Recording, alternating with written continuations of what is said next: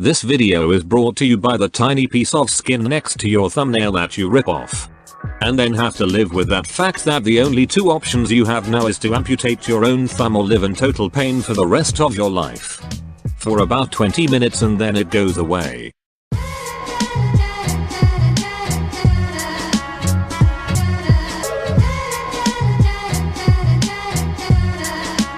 Okay, so basically Magneto's helmet does not make sense. For years I have wondered how this special hat works, but no one has explained it.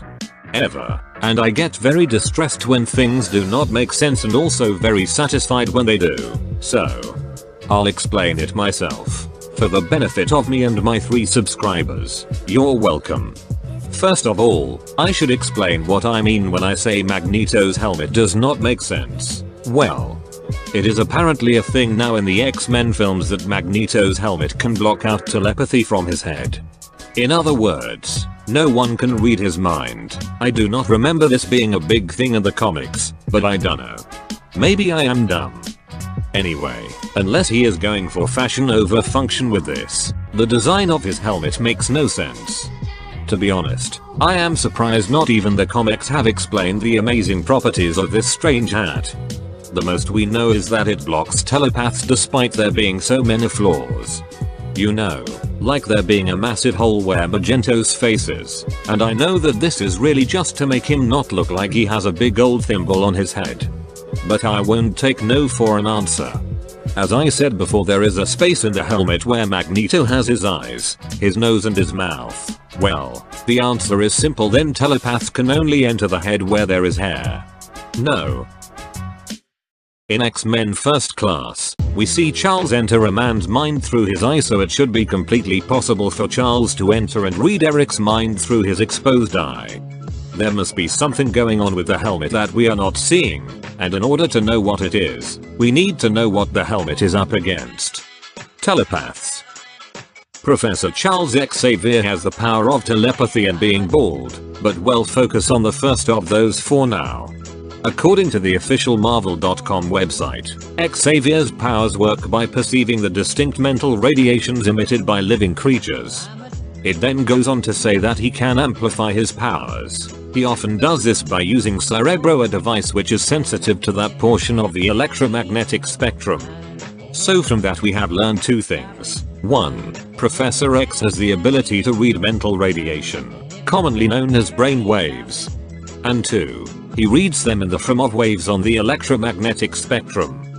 For those of you who do not know about the electromagnetic spectrum, or the EMS, it is a spectrum of waves that vary in wavelength, frequency and amplitude as it goes along. It has 7 different types of waves on it: radio, micro, infrared, visible, ultraviolet, X-rays and gamma. So, where are the brain waves? Well, brain waves are nowhere on the EMS. So, is that it? Xavier's powers can't exist? No.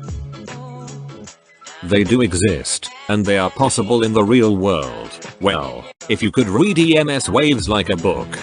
But that is a discussion for another day. Brain waves are not on the EMS, but they are loosely related. There are 4 main types of brain waves: alpha, beta, theta and delta. These are presented for different moods, say if you are happy or stressed or tired. And it turns out that these brain waves emit an electrical field around everyone's forehead as they think.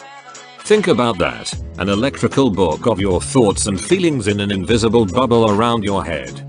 That's pretty cool. Have you ever seen those things in films or TV where the character has a bunch of sucker cup things on their head, and as they speak about something a pencil scratches out a sort of wave on a piece of paper?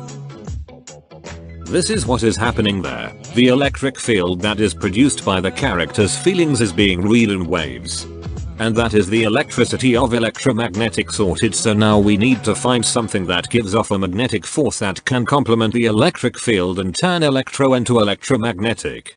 I mean, that isn't very difficult. Cough cough cough. Cough. So now we know how telepathy works. How does this help us know how to block it? Well, I think you'll find the helmet isn't blocking the EMS waves. As I have already said, Charles can enter someone's mind through their eye. What I believe is actually happening is the only other thing I can think of.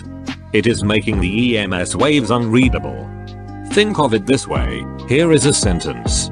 Have a read of it, see what you think. Go on, read it. We have all the time in the world, take as long as you want. But not that long. Come on, seriously, I have places to be. Anyway, here is the same sentence but after Magneto's helmet has done with it. As you can see, the same sentence is still there, it is just almost impossible to read, it has been overloaded with other characters. And this is what the helmet does, it emits or reflects other waves on the EMS in such large amounts that the telepath cannot see through the cloud to see the real thoughts. Now I know what you are thinking, is this magical helmet possible in real life? Can I get one? Where is the subscribe button? I really want to subscribe to this guy, he is pretty cool. Thanks for that, it's down there, just give it a little click, nice good job. Anyway, yes, it is possible, however, you would not be able to prove it without a real telepath, but oh well. After hours of research I found out that the metal used to make Magneto's helmet is none other than your friendly neighborhood platinum. This is the perfect metal. It reflects or emits every single type of electromagnetic wave radiation on the electromagnetic spectrum and so can scramble the thoughts of the wearer so much that not even the late great Professor X can decipher the meanings underneath. Okay guys, so I am new to this and would really appreciate a subscription. My theories will hopefully get better because I am sure some of you are not convinced of this yet. And, well, it might not be right but I guess in that case you could just call it a bold statement.